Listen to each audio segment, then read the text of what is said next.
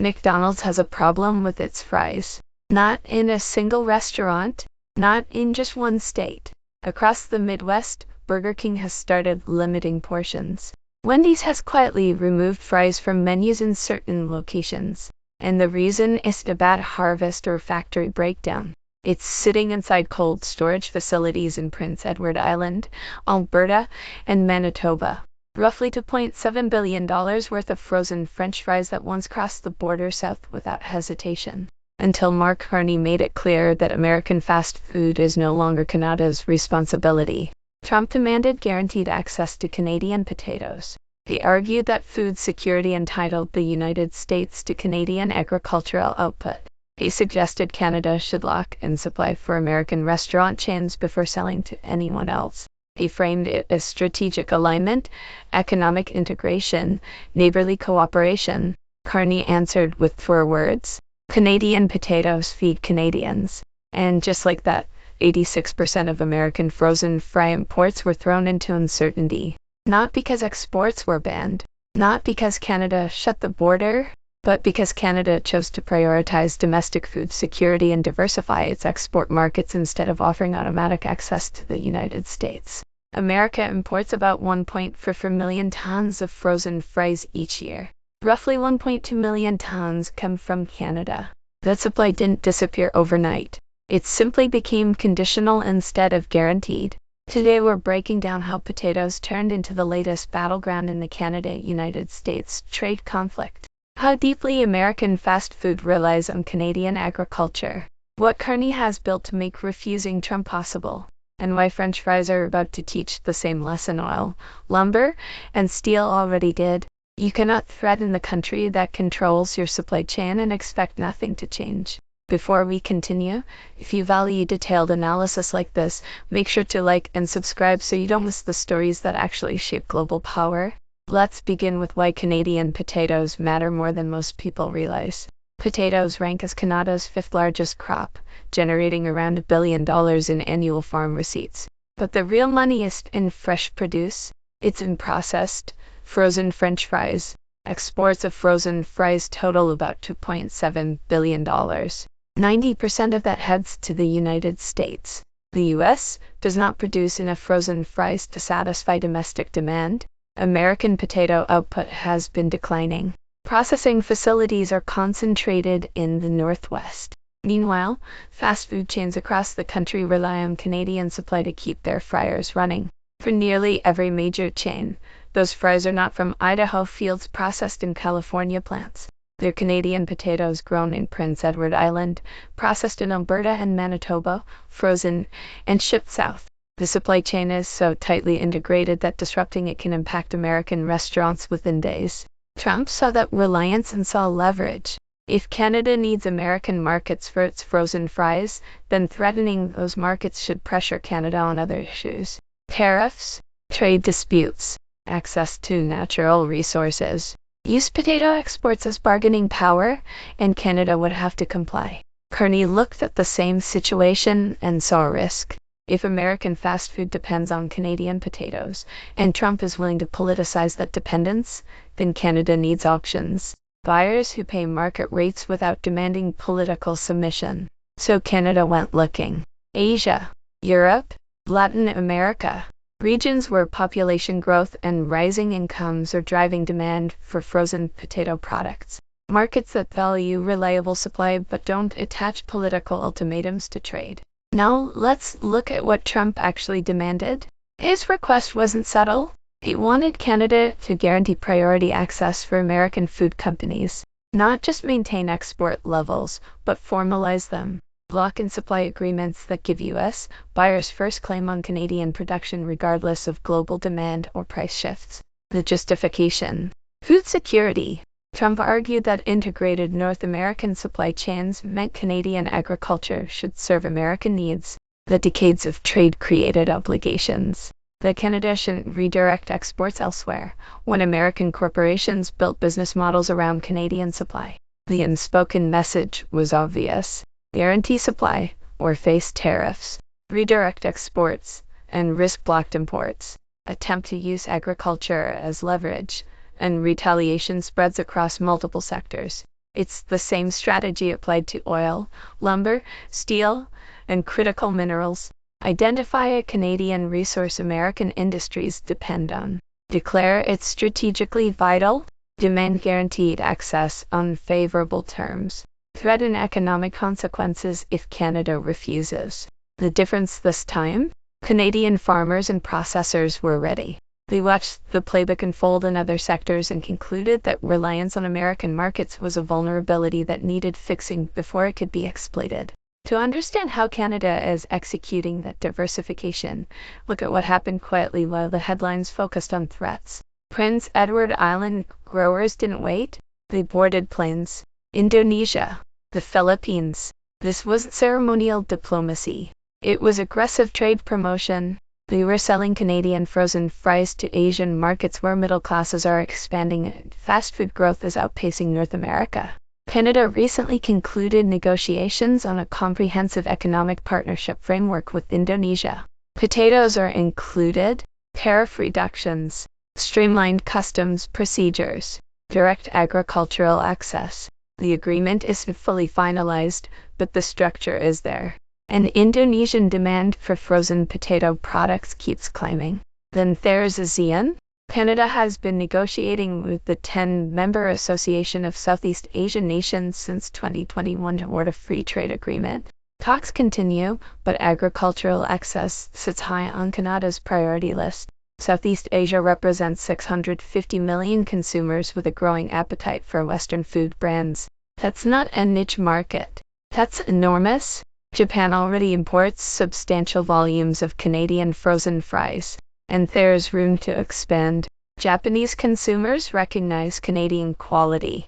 Restaurants already use Canadian supply. And importantly, Japan doesn't threaten tariffs over political disagreements. It trades like a partner.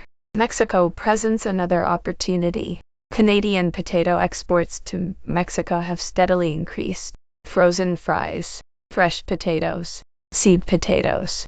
Mexico shares a trade framework with the United States, yet Mexican buyers aren't demanding guaranteed priority access.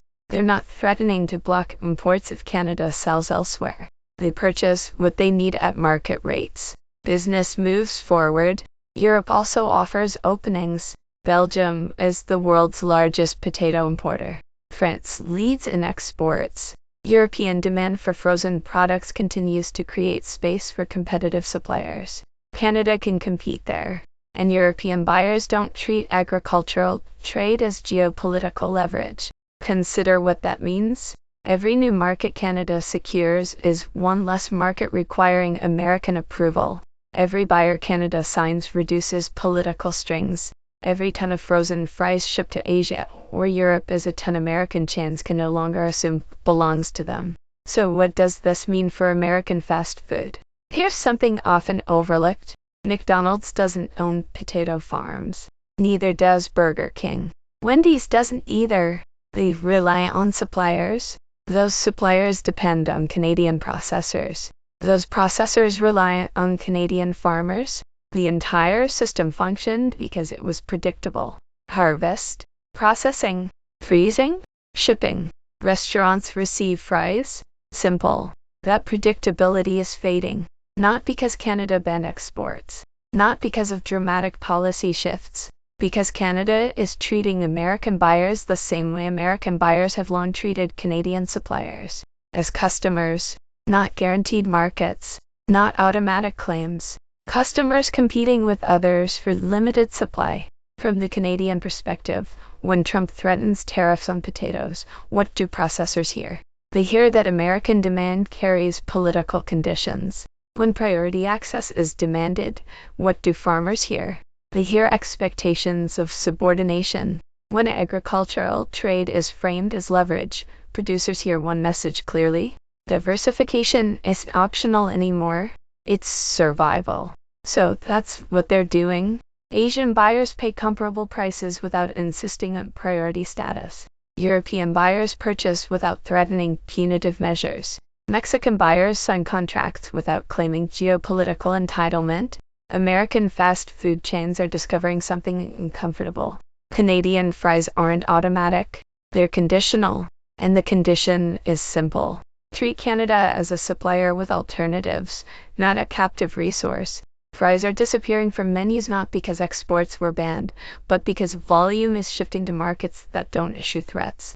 Chains that assumed Canadian fries would always be available are learning a hard lesson. Assumptions aren't contracts, and contracts signed under pressure rarely last. Is this just about potatoes? Or is something larger unfolding? Potatoes are part of a broader pattern. Canadian resources long relied upon by American industries are becoming conditional. Oil, lumber, steel, electricity, critical minerals, water, and now potatoes. The logic is consistent. American companies built business models around Canadian supply. Canadian governments allowed that integration because partnerships seemed mutually beneficial. Then partnership turned into pressure. Pressure exposed vulnerability. Carney's response across sectors has been consistent. Build alternatives. Find buyers who pay without threats. Create markets that don't depend on American approval. Make Canadian supply conditional on Canadian priorities. Look at oil. Canadian crude increasingly flows to Asian refineries instead of exclusively south to Texas. Pipelines reach the Pacific. Export terminals operate on the Atlantic. Each barrel sold beyond the U.S. reduces automatic American access. Lumber tells a similar story. Trade agreements with Europe and Asia are expanding markets for Canadian wood products. American construction still relies heavily on Canadian lumber, but mills are diversifying buyers who don't impose tariffs on a predictable cycle. Electricity follows the same pattern. Transmission lines increasingly connect Canadian provinces rather than exclusively feeding American grids. Hydro-Quebec Power serves domestic needs before flowing to New York. American utilities are realizing Canadian electricity is guaranteed indefinitely.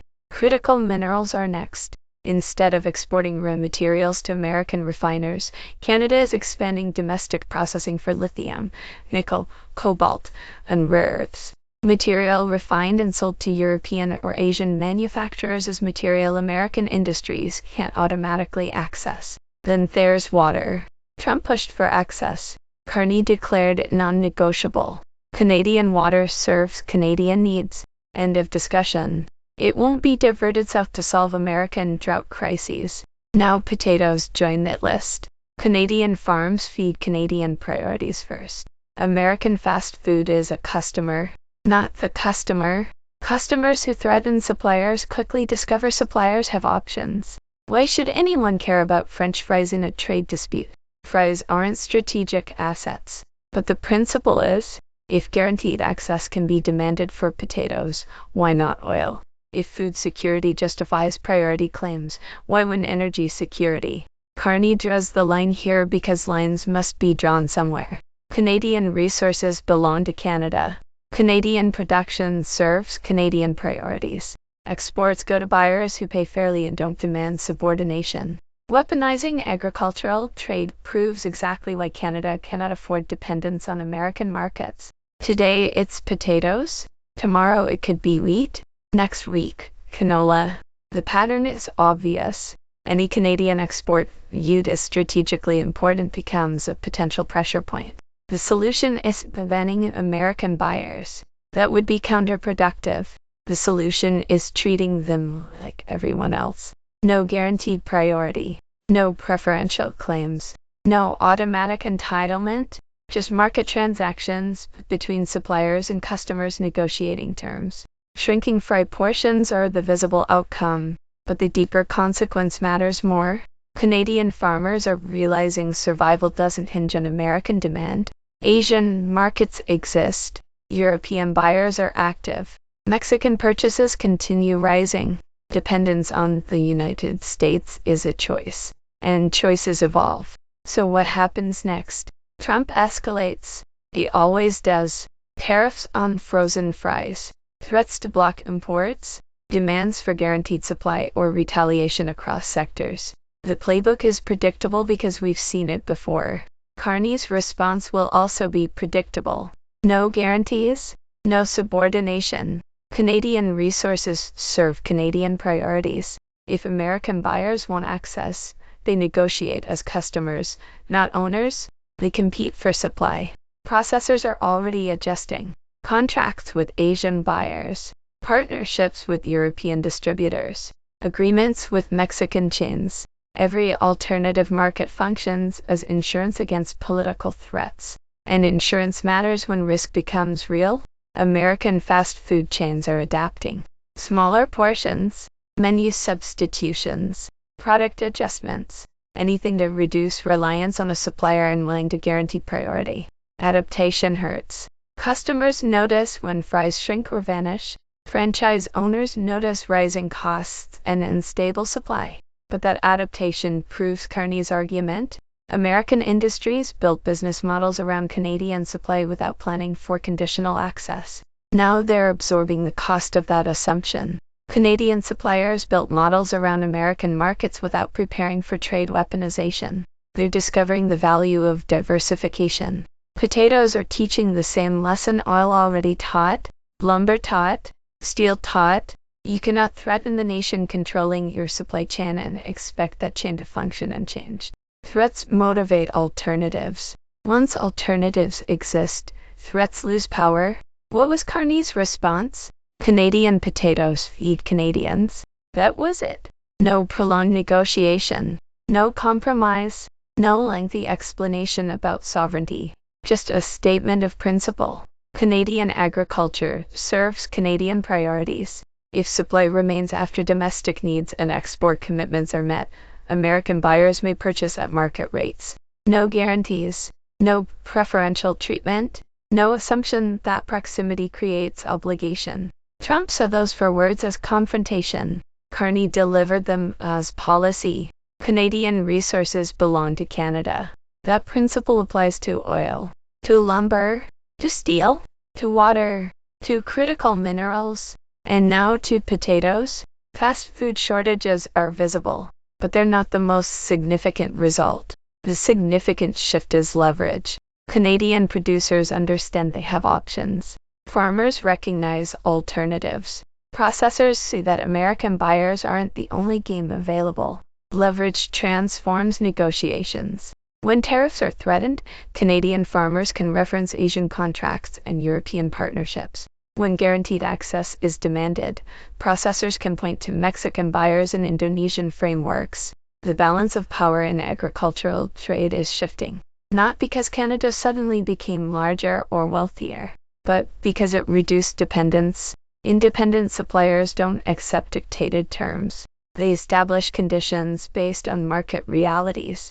Trump wanted guaranteed access.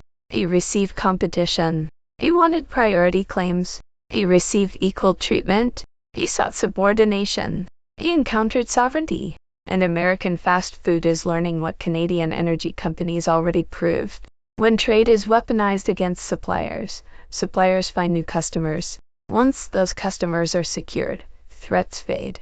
Canadian potatoes feed Canadians. Everything else is negotiation. And negotiation means Canada holds leverage that cannot be threatened away. That's the lesson American fast food is learning right now.